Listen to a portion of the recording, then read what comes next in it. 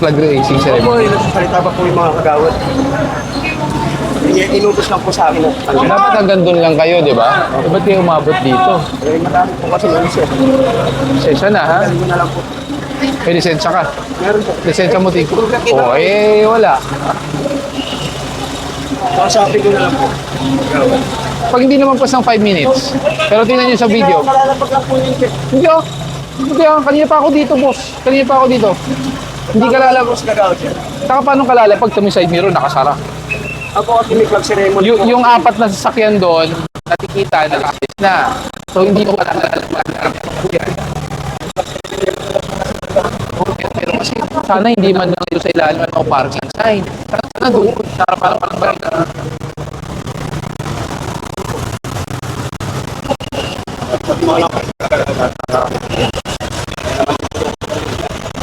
Wala sa tagmamahal ng public.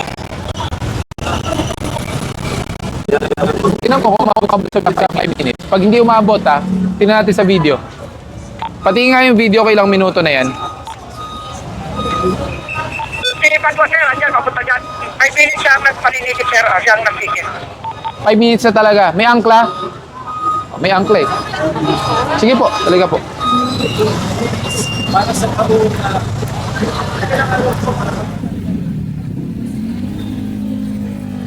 Yung mga pagpaparada sa alam naman natin mga lugar na pinagbabawal, tulad po ng sa likod natin, may nakalagay naman po na no parking on both sides.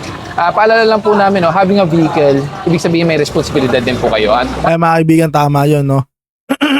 Mga kaibigan, tama yun, no? Kasi kapag meron kang sasakyan, mga kaibigan, isa sa pinaka-responsibilidad mo dyan unang-una, mga kaibigan, no? Ang parking, mga kaibigan. Sa mo to ipaparking, mga kaibigan? Sa mo to ilalagay? Lalo na pag may pupuntahan kang mga event, mga kaibigan, no? Or mga kung ano-ano man. Kaya mga kaibigan, to be honest, kapag may binablog ako ng mga iba't ibang mga lugar, nagtatanong ako mga kaibigan kung may parking, mga kaibigan, or designated parking, mga kaibigan. No? Kasi mahirap ba to, mga kaibigan? Para kasi kung wala, edi magmumotor na lang ako, mga kaibigan. Hindi na ako magsasasakyan. At least yung motor, pwede kong i-parking sa mga, alam niyo na kung paano diskarte na parking, pero hindi nakahambalang sa kalsada, mga kaibigan. No? So, ganun talaga. Meron talagang, para kang superhero niya, mga kaibigan, you know? Meron kang kapangyarihan, meron kang responsibility. Parang ganun, guys, no? One of the responsibilities is to know kung saan po ang tamang paradahan at kung saan po bawal pumarada. Unang-una, hindi lang naman po about matikitan kayo or mato eh. This is about ensuring safety. Lalong-lalo po sa mga school zones na alam naman po natin, napakaraming mga kabataan na naglalakad po dyan. Pag hinahatid,